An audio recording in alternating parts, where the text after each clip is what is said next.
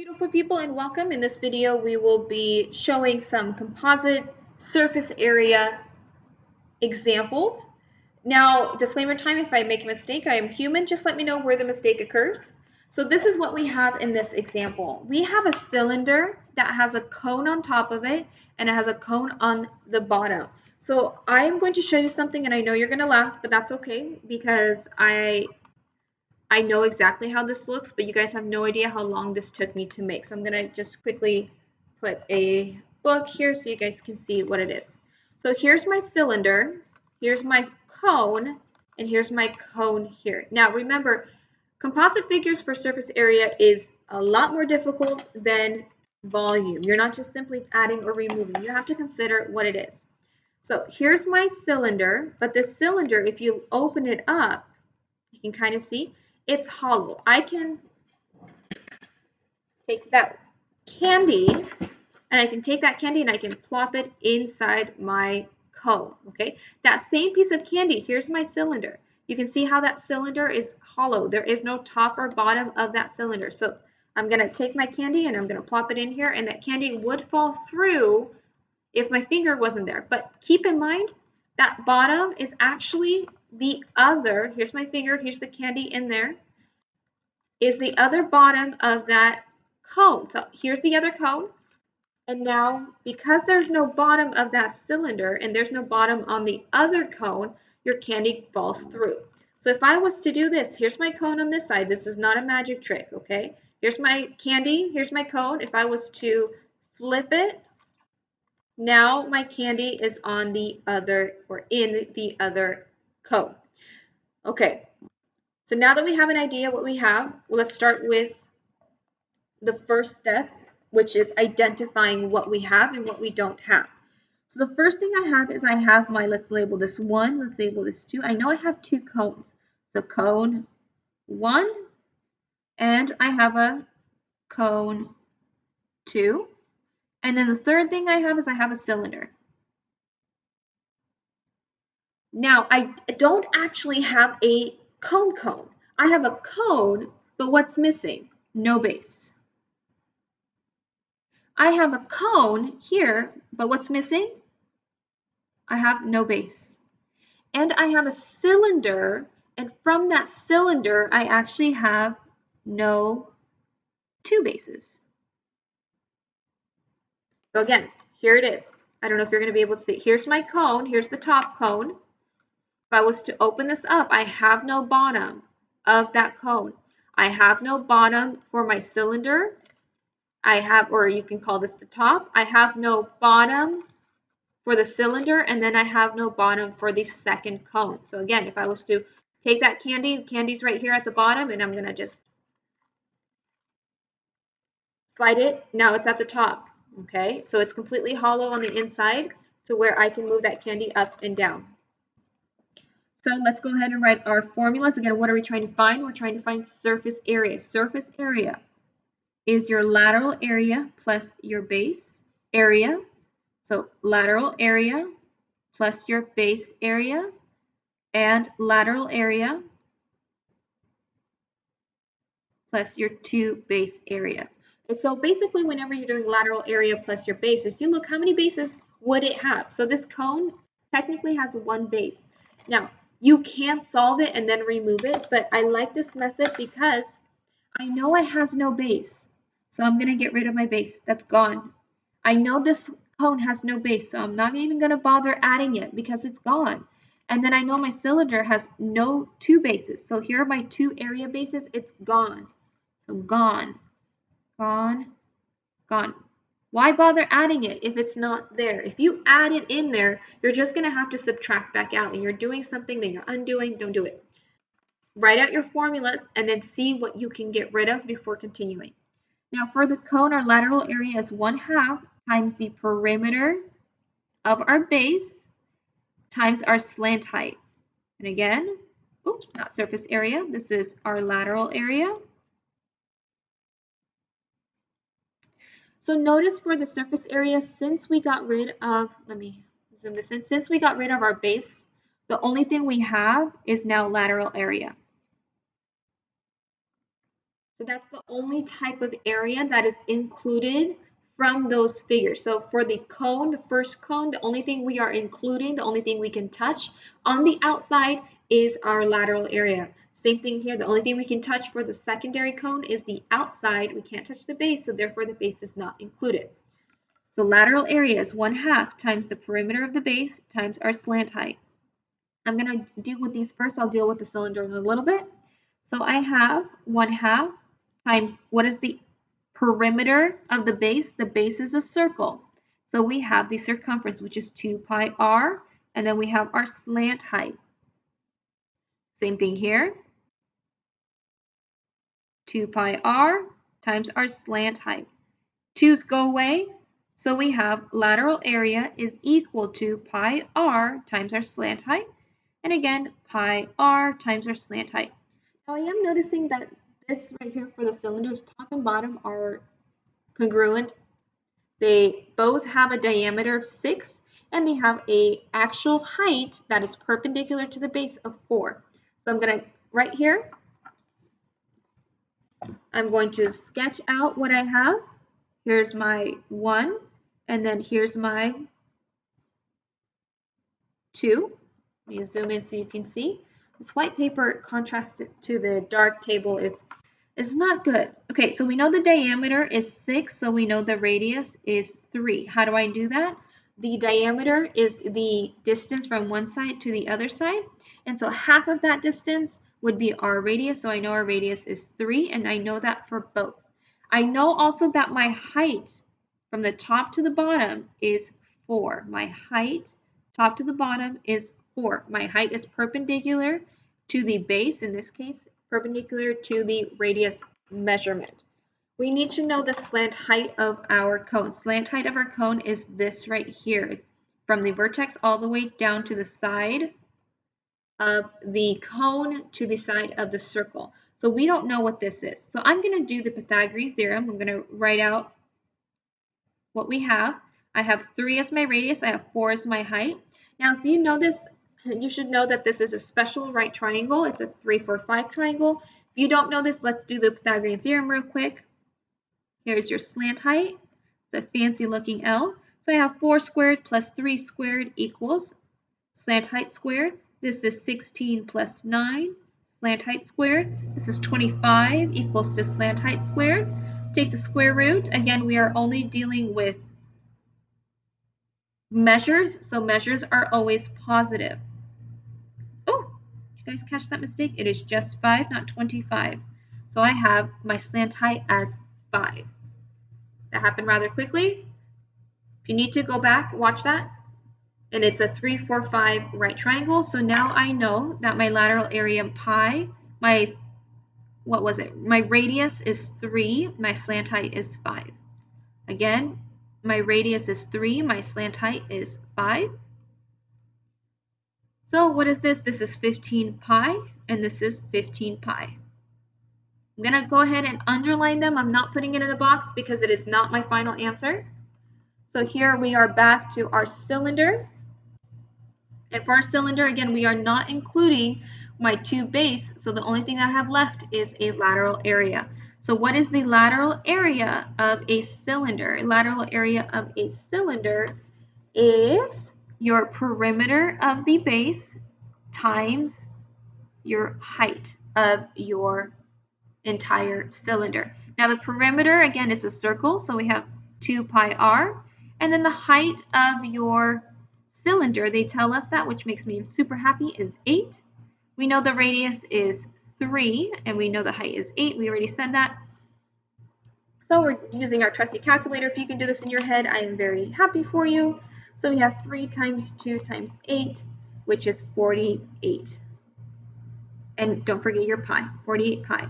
So now what did we do? We add all of these together and see what our final answer is. Why am I adding? Is because we have this lateral area plus this lateral area plus this lateral area to make up the entire surface area. Remember, area is just what you can feel, what you can touch. So if this is a closed off composite figure, I can't reach in and touch the inside. I can't paint that. I can only paint what I have on the outside. So if I paint on the outside, that is what I have. I only can paint the lateral area of the cone, 1 and 2, and I can only paint the lateral area of the cylinder.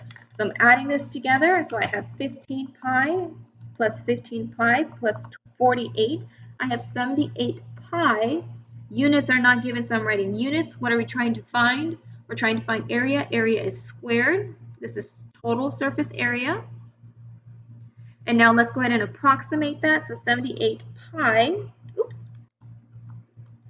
is about 245.04, again, units squared.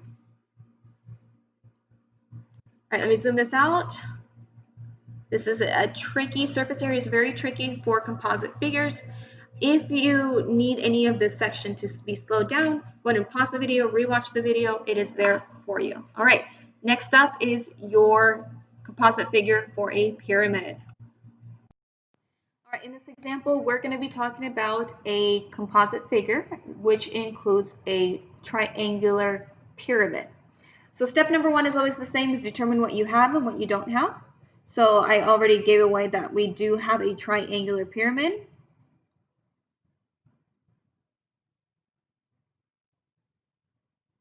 How do I know it's a pyramid? Because all of the edges are meeting up to the vertex. How do I know it's triangular? Because I have a base here that is a triangle. In addition to a triangular pyramid, I also have a triangular prism.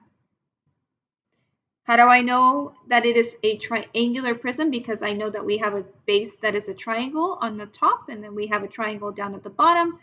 And recall from our prism video that the top and the bottom are congruent. They are equal in measure. All right, formula time. Let's go ahead and write our formula. So the surface area of a triangular pyramid is our lateral area plus our base. Ooh, let's go ahead and erase that just for a second. That is correct. We will write that down, but let's go ahead and hold off just for a second. So let's talk about, again, what we have and what we don't have. Yes, we have a triangular pyramid. Yes, we have a triangular prism. However, big old but whenever you're doing composite figures of surface area. Huge but. Recall the video, not the video, recall example number, the previous example, whatever that example is, I don't even remember anymore. The previous example when we were talking about the things that were hollow on the inside. So surface area is when you can paint on the outside, the stuff that you can touch on the outside. You can't touch the stuff on the inside. I can't paint whatever is inside. If I was to drop a candy, do our candy example here, at the bottom of my, so inside, if I was to have a candy inside this prism, I can take that candy and go all the way up inside the pyramid. There is nothing inside that can stop this candy from going from up and down, up and down.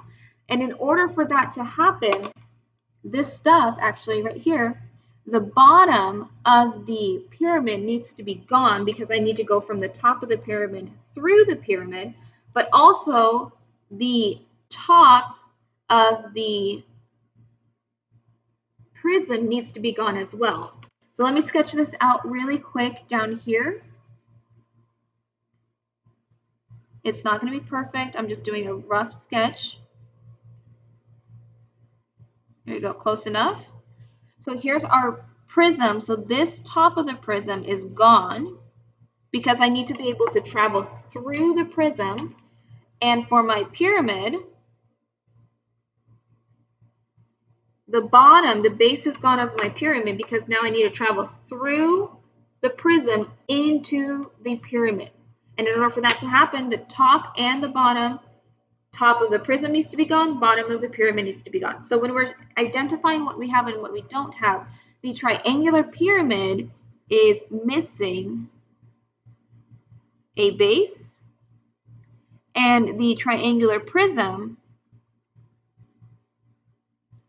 one base. Now I want to specify that the triangular prism is missing only one base because if we look, there is still a base down at the bottom. There's still a triangle down at the bottom. This candy cannot fall to the floor. This candy stops at the bottom of the prism, goes all the way up to the pyramid, goes down to the prism, up to the pyramid. So this is a enclosed figure, enclosed shape where the candy is inside. It can bounce around up and down, but it cannot fall out of your shape. So we do still have one base. So now let's do the surface area. Surface area is your lateral area plus one base. Surface area is your lateral area plus 2 area of the base. Now I'm doing a little happy dance because I am missing a base from my pyramid, so I no longer need it. And I'm missing one base from my prism, so I no longer need 2 of them. I only need 1. So what is left over? We are left over with just lateral area for my pyramid, and we are left over with lateral area plus 1 area of the base for my prism. So lateral area, let's start here. Lateral area for your pyramid is 1/2 times the perimeter of the base times the slant height. That's the lateral area of your pyramid. Now let's do the lateral area of your prism, and that is your perimeter of the base times the height of your prism, and then we still have the adding area of 1 base, not 2. We got rid of 1 of them. So let's start plugging in numbers. Here you go. Perimeter of the base, slant height, and then we're kind of working both at the same time. Perimeter of the base times the height plus the area. I'm going to shift my paper up and I'm going to kind of draw it out once again. The base is a triangle. And I know that this side of the triangle, one side of the triangle is 8. So I'm going to shift that number down here. So I have an 8 by 8 by 8 triangle. So here's my triangle, here's 8, 8, 8. So that means my perimeter is 24, and that means my area of the base, area of the base, and that is 1/2 times base of the triangle times the height of the triangle. So area of your base is a little bit more difficult, but that's okay, because when we look back up here, they do provide all the given information. We need the height of the triangle, and again, height is perpendicular to the base. How do we know something is perpendicular? They tell us that it meets at a right angle, and here you have it. Let me actually highlight that for you.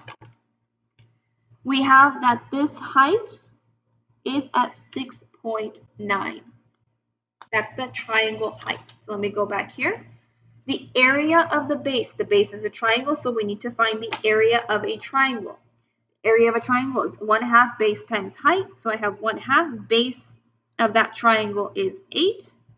Height of that triangle is 6.9. I'm going to use my calculator so that way it's easier to just bring those numbers over for our total surface area. So I have 8 times 6.9 divided by 2, and I have for my area of the base, I have 27.6.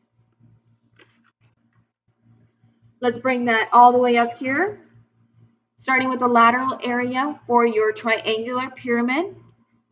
We have 1/2 times the perimeter. Perimeter is 24. Slant height, looking at our picture, slant height, it goes from your vertex to the middle of one side of your base and at the right angle. So we have, what do we have? 7. They tell us it's 7.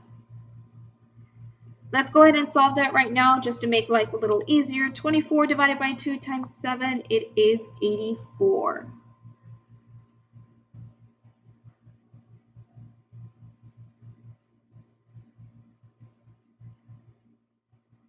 All right, let's try another one. This one here.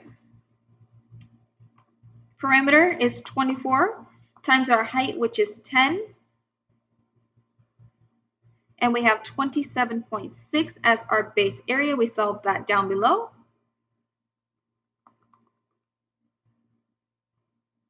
Woo. We're going to add, not multiply. I multiplied and I got a very large number, and that was incorrect. So I got 61.6.